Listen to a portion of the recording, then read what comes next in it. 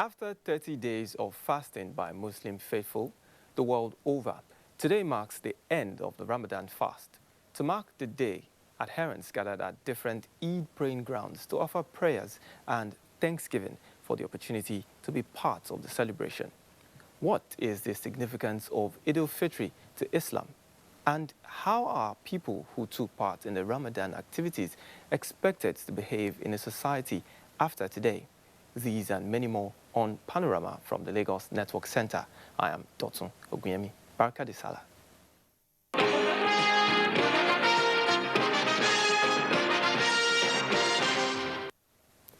Muslim faithful in Nigeria this Tuesday converged on their various places of worship to perform the congregational prayers of Thanksgiving, marking the end of the month-long Ramadan fast. President Muhammadu Buhari was among those who worshipped at the Mambila Barracks Eid ground in Abuja, Nigeria's capital. State House correspondent Adamu Sambo has details.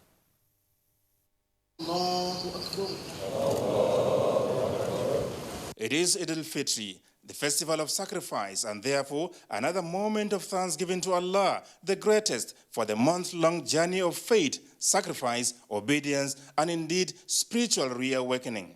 The congregation of the faithful here, including President Muhammadu Buhari, was led in prayers by the Chief Imam of the Guards Brigade, Captain Sabihu Muhammad Yusuf.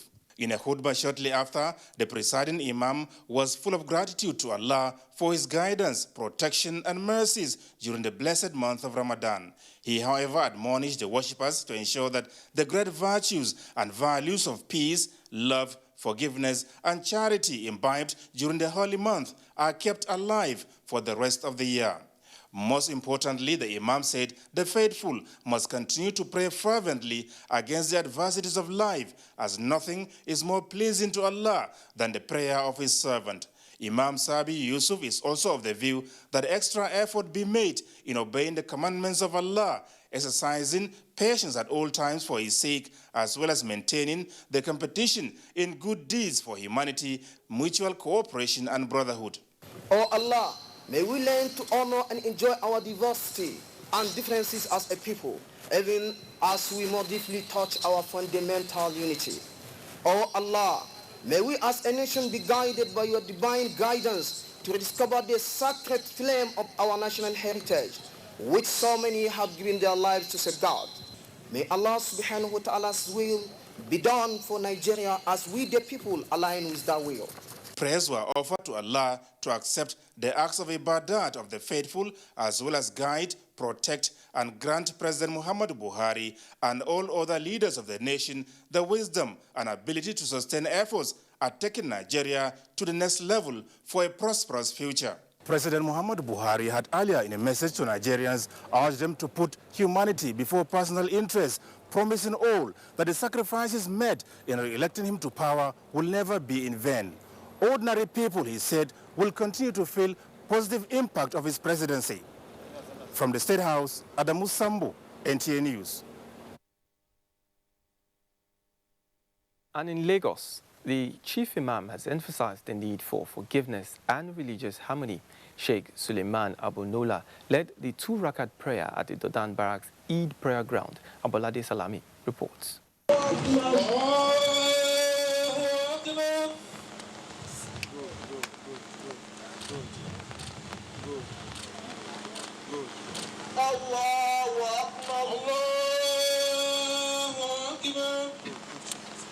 Muslim faithful defied the early morning rains to converge on Dodan Barracks Eid prayer ground to observe the 2 mandatory rakat prayers.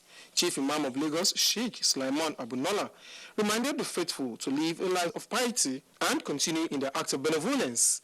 The tenets of Islam, emphasized, must at all times be obeyed in consonance with the teachings of the Holy Quran. We invite everyone to establish peace, justice, righteousness, and security in the land. This is for you so that you can become successful. The messenger of Allah said, all mankind, spare peace, feed people, observe prayers at night when people are asleep. We know this will grant you into paradise. The Deputy Governor of Lagos State, Obafemi Hamzat, charged Lagosians to be selfless and remain patriotic. is for us to be godly in what we do. Think about other Lagosians. So when you're on the road, think about other road users. When you are in your house, think about others that don't even have a house. So it's about empathy for every Lagosian so that we live a life that is not destructive. It should be regularly preached in all the mosques that we are for peace and we are peace-loving people of this nation. The Eid prayers mark the end of the Muslim holy month of Ramadan. In Lagos, Abolade Salami, NTA News. President Muhammadu Buhari has expressed satisfaction at the conduct of the peaceful elections in Nigeria, despite what he called doomsday predictions of social disharmony. In his Salah message to Nigerians to celebrate the end of the Ramadan fasting season, President Buhari commended INEC for the good job despite the initial difficulties and praised the voters for their tenacity and strong faith in the democratic process. Turning to the lessons of Ramadan, President Buhari urged Muslims to always put humanity before personal interest. The president also used the occasion to commiserate with victims of terrorism, kidnapping and banditry in the country.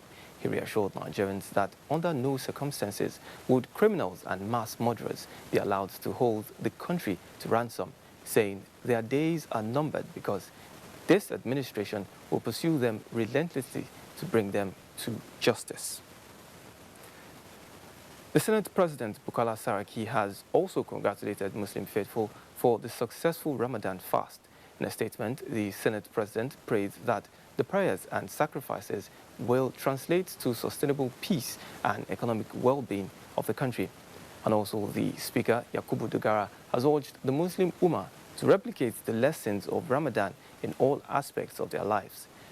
While rejoicing with the Muslims, the Speaker solicited prayers for leaders to run the affairs of the nation with wisdom, with a view to achieving growth, peace, and security. And we're not done with the messages, as the All Progressives Congress has also implored Muslims to rededicate themselves to the task of nation building.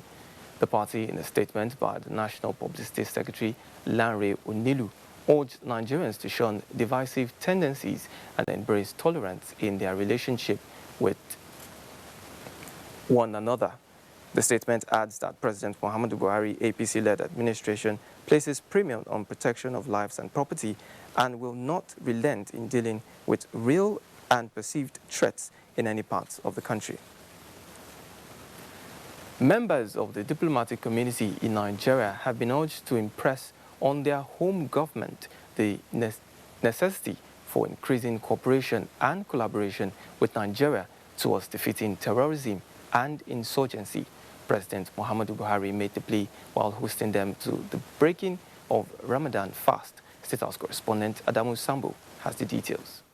This is the first official encounter between President Muhammadu Buhari and members of the diplomatic community since his inauguration for a second term of office. It is therefore an opportunity to express Nigeria's appreciation for their efforts at promoting excellent relations with their respective countries. His administration, President Buhari said, is also grateful for their cooperation in terms of provision of equipment and intelligence support towards combating insurgency. The president, however, said with terrorism as a global phenomenon, more support is still required as Nigeria is still battling the menace. And also it makes sense that you have to secure the country or any institution to properly manage it. If there is no security, a lot of resources for infrastructural development are diverted to buying arms and ammunition, which are not very productive. President Buhari also made a case for more intervention by the international community towards recharging the receding Lake Chad. About 30 million people around the Lake Chad benefit from the lake in terms of fishing, farming, animal husbandry.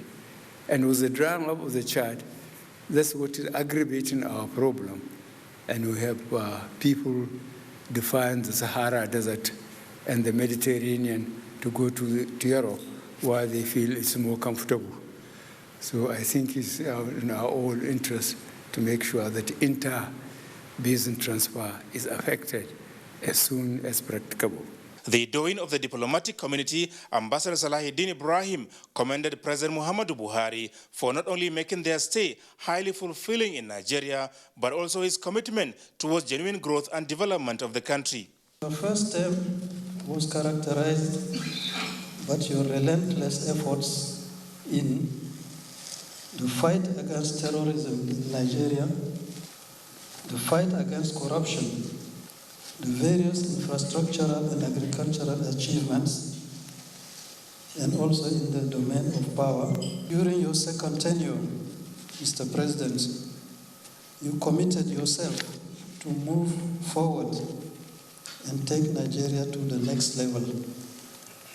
But knowing you and your determination, we have no doubt that you will take Nigeria far beyond the next level.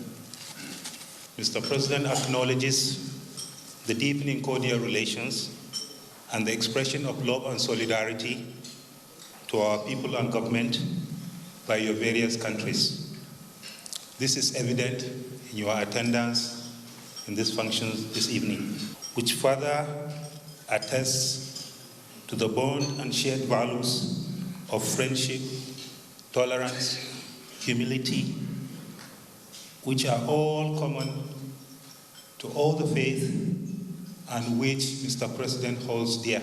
As the envoys depart, President Muhammadu Buhari looks forward to receiving their respective heads of state and government at the nation's Democracy Day celebration on the 12th of June this year. From the State House, Adamu Sambu, NTA News.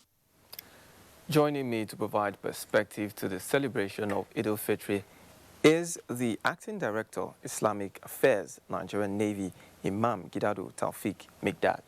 Welcome to Panorama. Thank you for having me. Now, what is the significance of Eid al-Fitr to the Islamic faith? Thank you. The Eid al-Fitr, like the name goes, is important as far as the feasting is concerned. It is a time when the Muslims gather and celebrate, having fasted for about 29 or 30 days in the month of Ramadan. Eid al-Fitr is a day of happiness where Muslims are expected to create happiness and then spread the happiness to the warp and woof of their immediate environment and the larger society. So invariably it means that on the day of Eid al-Fitr, as we have it today, everybody is expected to be happy and rejoice. So what are some of the post-Ramadan expectations we expect from the faithful? Yes, the post-Ramadan expectations are in the sense of stepping up and maintaining and sustaining the momentum that has been built in the month of Ramadan. For example, the Muslims, while fasting in the month of Ramadan, have dedicated themselves to reading the Quran. They have been able to stand up in the middle of the night for night prayer. They have been able to give out of charity from that which Allah has provided them with. They have been able to organize themselves, in brotherhood. For example, it's time to break fast, you invite other people to your home. So all these are expected to go on even after the Ramadan. And importantly, let me add this, that the month of Ramadan is a time when you are free from your misdemeanors. So it is expected that every Muslim should scale down on his or her moral turpitude and, of course, improve in righteousness and closeness to Allah. Now, how significant is the moon to this festival? That is, before the Ramadan fast, the moon was sighted, and also after the moon was also sighted. Yes, the significance of the moon, or sighting of the moon, is just in line with the hadith of the Prophet ﷺ, which says that you fast when you sight the moon, and you break the fast when you sight the moon. So invariably, it is just calculation. Just like you have the sun, the solar calendar, the moon, the lunar calendar. That's it. Okay, so some persons, either due to one reason or the other, were not able to make up their fast, the number of fasting days. Yeah. What next for them, after Ramadan? Yes, thank you. The point is, for those who have been unable to fast the Ramadan, having fasted this way, they can make up for it. For example, a woman who had menstrual cycle, an old or sick person who was unable to fast while the Ramadan was on, will make up for this fasting now and going forward. But I need to emphasize that there is a fasting in this month of Shawwal, which is called Sittu Shawwal. It is expected that the Muslims will fast 6 days in this month, because when they fast these 6 days, it culminates to, the reward culminates to building that you have fasted the whole year. So it's important that we're enthused to fast at least 6 days in this month, and if you've missed part of the month of Ramadan for whatever reason, you make up for it before the next Ramadan. Now, so as we close, what is your Salah message to Nigerians? The Salah message to Nigerians is to live in peace, to tolerate and accept all the people. We have shared values, we have common values. Our shared value we should encourage: love, transparency, honesty, nation building, and others that we know are godly. And everything that is satanic, we try to drop those things. Thank you very much, Imam Mikdad, for your opinions. And Thank you for having me. Thank you. You're still on to Panorama from the Lagos Network Center. More reports after this short break. Is an evil practice abolished all over the world over 200 years ago. But today, human traffickers are selling human beings as slaves in Africa. It is your responsibility to make sure that you and the people you know do not fall into slavery. Don't believe fake promises of jobs abroad. People went to say Libya, Italy no use you when they carry me on top water. 4 days now they lock me for inside house, no food, no water. I nearly die. Now God, when me heaven and earth, now save me. If you get 1 naira for Nigeria, you get junior one, you say you no get papa, you no get mama, that make you come out. I beg go they do farm work. You better pass person when enter road. Don't accept to travel to Europe through the Sahara Desert. You may be walking into slavery. Don't be a slave. This is a public service announcement brought to you by N.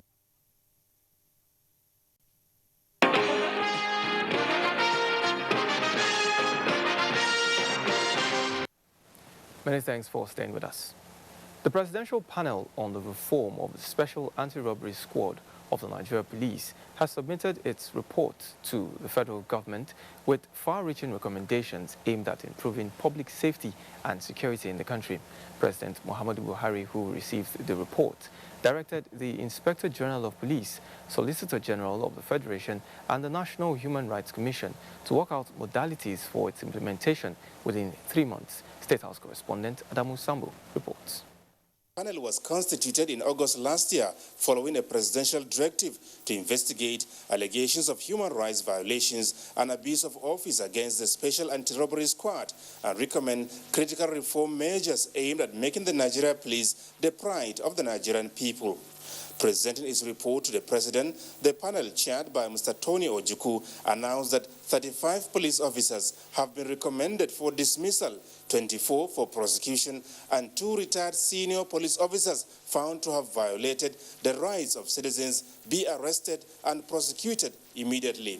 One of them for extrajudicial killing and the other for illegal takeover of the property of a suspect. The panel also directed the Inspector General of Police to unravel the identity of 22 officers involved in the violation of human rights of innocent citizens. The police was also directed to pay compensation of various sums to 45 complainants and tender apologies in 5 complaints and directed to obey court orders in 5 of the matters. The panel also recovered 2 vehicles illegally auctioned by SARS officers and returned them to their owners. Similarly, in its quest towards ensuring that Nigeria has a responsive, responsible, efficient, and effective police institution to decisively deal with criminality, the panel recommended significant improvement in the funding and kitting of the Nigeria Police, establishment of state and local government police force, as well as the renaming of the Special Anti-Robbery Squad to Anti-Robbery Section. This will also remove the stigma presently associated with the name SARS. Ensuring that the anti-robbery section limits itself to tackling armed robbery, while other intelligence and operational units are strengthened to perform their various special tasks. President Muhammadu Buhari expressed optimism that the report will go a long way towards redressing public grievances, ensuring accountability on the part of police officers in discharging their responsibilities, and facilitating the various reforms being introduced by his administration. Already, he said, major steps have been taken to increase the workforce of the Nigeria police, as well as enhance the welfare of police officers who put their lives on the front line so that Nigerians can freely go about their daily activities in safety. The police must at all times act within the ambit of the law and must not violate the fundamental human rights of Nigerians whom they have sworn to protect. Where the rights of Nigerians are violated by police officers while discharging their functions, the government has a responsibility to address the instances of violation in line with its human rights obligations and ensure that such police officers are held accountable for their actions. I want to assure you and all Nigerians that this administration will continue to fulfill its obligations of promoting and protecting human rights and will give the National Human Rights Commission all the support required to ensure full implementation of the recommendation contained in its report. The National Human Rights Commission will also be strengthened to enhance its effectiveness and capability to resolve cases of human rights violations as modalities are being worked out for the implementation of the panel report within 3 months. The end result would be for the betterment of the police. So we'll look at it passionately to make sure that nobody is punished unjustifiably. The Buhari presidency believes that public complaints on human rights violations, if neglected, could result into major security challenges. From the State House, Adamu Sambu, NTA News. Lagos State Governor Babajide Sanwo-Olu has signed the 2019 appropriation bill of 873.5 billion naira into law and also signed 3 other bills. Nosa Usula reports that this is coming over 1 month after which the Lagos State House of Assembly passed the bill presented to it by the former governor, Akinwumi Ambode. Assembly passed the budget on April 29, 2019 and added 21 billion naira to the original budget of 852.317 billion naira, presented by the then governor, Akinwumi Ambode. The budget has been one filled with political undertone as the former governor could not present the budget in December and had to present it in February.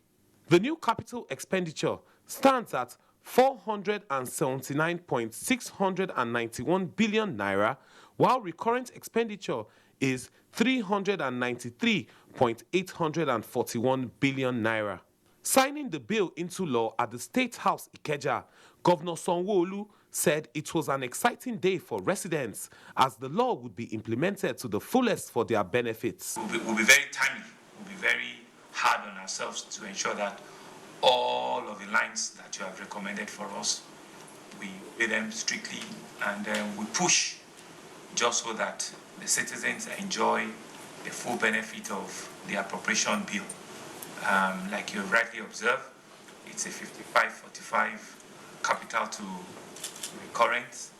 The governor stated that he was aware that the year was far gone, saying that his administration would deploy the state's full machinery for effective performance of the budget. The governor also signed 3 other bills into law. They are the Domestic Staff Service Provider Registration Law 2019, the Lagos State House of Assembly Service Commission Amended Law 2019, and the Lagos State Neighborhood Safety Corps Agency Law. In Lagos, Nosa Osula, NTA News. Nigeria's Flying Eagles failed to progress in the ongoing FIFA Under-20 World Cup after a 2-1 loss to Senegal in Poland Monday evening. Olumide Eguntola tells us more on our sports update. About 20 players of Nigeria Super Eagles and technical crew have resumed camping in Asaba, Delta State on Sunday for their final preparations for the 32nd edition of African Cup of Nations holding in Egypt. Austin Edemodu reports that the team led by Captain Mikel Ubi has since begun training at the Stephen Keshi Stadium in Asaba. It's important to work well and to have a good preparation. The 6th edition of the 5-a-side football tournament, tagged 5-5, ended in Lagos with about 600 schools featured in the competition, which focused on developing young talents in football alongside their education. They competed in 3 categories: junior secondary, academy, and primary for boys and girls. We believe that education and sports, like we said, go hand in hand, and we just create a healthy sporting culture. They just concluded 2019 Futures Junior National Tennis